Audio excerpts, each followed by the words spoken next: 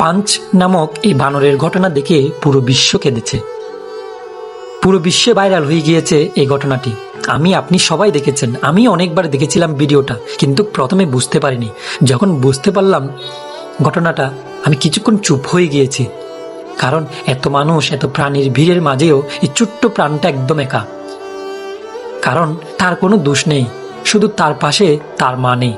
যে বয়সে মায়ের বুকের কাছে থাকার কথা, যে বয়সে মায়ের ছায়া সবচেয়ে বেশি দরকার ছিল, ঠিক সেই বয়সে সে শিখে গেছে একা থাকা কাকে বলে। আমরা দেখলাম তাকে একটা ছোট্ট পুতুল দেওয়া হয়েছে, আর সে পুতুলটাকে জড়িয়ে ধরে আছে যেন ওটাই তার মা, যেন ওখানে সে খুঁজে নিচ্ছে নিরাপত্তা, ভালোবাসা। কারণ এই বানর সমাজ এই ছোট্ট বানর ছানাটাকে একা করে দিচ্ছে, দূর দূর করে তাড়িয়ে দিচ্ছে, আঘাত করছে বারবার, কারণ তার মা নেই। দৃশ্যটা দেখে আমার খুব খারাপ লেগেছে। আর আমরা বুঝলাম পৃথিবীতে সবচেয়ে বড় কষ্ট হলো যখন আমার আপনার মা থাকে না, আর আপনি শুধু ভালোবাসা পাওয়ার জন্য অপেক্ষা করেন।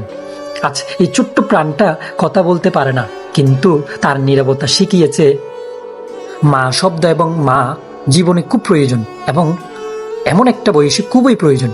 আর মা মানেই পুরো পৃথিবী।